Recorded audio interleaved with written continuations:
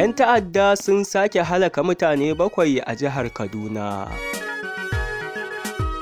Wasu wanda ake zargin makiyaya ne sun kai hari ƙauyen Warkan a yankin Atiyaf a ƙaramar hukumar Zangon Katab. Maharan sun kashe aƙalla mutane 7 da jikkata wasu wanda ba a san iyakarsu ba a wannan yankin na Atiyaf.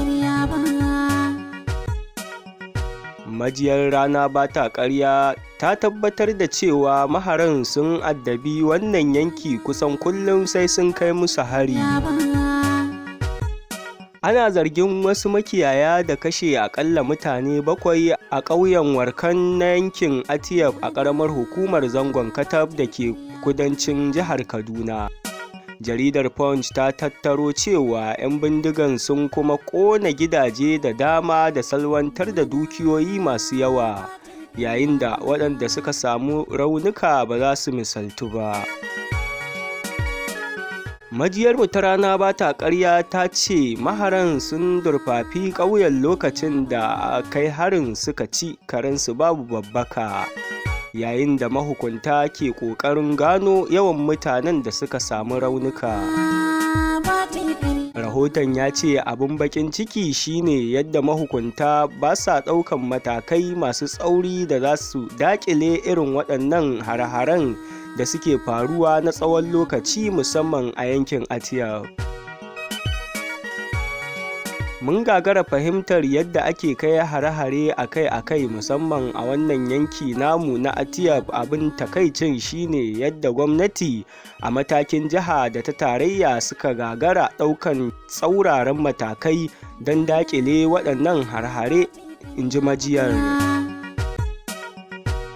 Ƙoƙarin da aka yi don samun martani dangane da harin daga bakin kakakin rundunar 'yan sandan jihar Muhammad Jalige ya ci tura, yayin da kwamishinan tsaron cikin gida Samuel Arwan shi ma ba a same shi ba har zuwa lokacin tattara wannan rahoto. Jihar Kaduna dai na fama da hare-haren 'yan bindiga da a kullum ke addabar yankunan jihar daban-daban musamman a kudancin jihar. A wani labarin, 'yan bindiga da ba a san ko su waye ba sun durfafi fadar sarkin Kagarko Alhaji Abubakar Sa'ad a kudancin jihar Kaduna, sun sace mutane da dama. Maharan sun kutsa kai ne cikin fadar inda suka sace jikoki da kuma 'ya'yan sarkin guda 9 kafin su fita a fadar su kuma sace wasu mutum 3 daban a yankin.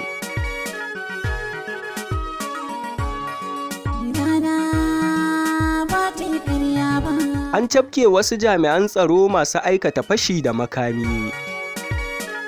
Rundunar 'yan sandar jihar Edo ta samu nasarar cafke wasu jami'an tsaro masu aikata fashi da makami.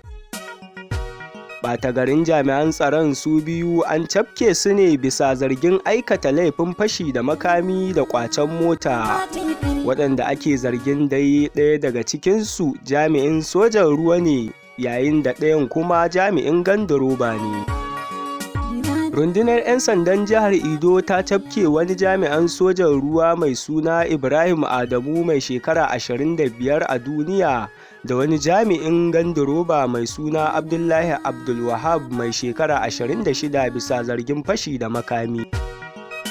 The Punch ta kawo rahoto cewa ana zargin jami'an guda biyu ne da aikata laifin fashi da makami da ƙwacen mota. Kakakin rundunar 'yan sandan jihar SP Chidi Nwabuzo yayin ta sokeyar wayanda ake zargin ranar Talata ya bayyana cewa jami'ansu ne suka cafke su sanye da kayan sojoji a Efoma biyo bayan samun bayanan sirri. Ya bayyana cewa waɗanda ake zargin sun farmaki direban motar ƙirar C300 Mercedes-Benz wacce ba ta da rijista a Sefele cikin jihar Delta, suka ƙwace motar daga hannunsa sannan suka tilasta masa tura musu naira 400,000 a cikin asusun bankinsu. Ya bayyana cewa waɗanda ake zargin suna shirin tafiya da motar ne birnin tarayya Abuja lokacin da 'yan sanda suka cafke su a Efoma cikin jihar Edo, cewar rahoton Banga. ku danna subscribe ku taɓa alamar ƙararrawa domin ci gaba da kawo muku ƙayatattun sababbin kuma nagartattun sahihan labarai da ma sauran shirye-shirye daga tashar mu mai suna Rana ba ta ƙarya. Rana ba ta ƙarya ba.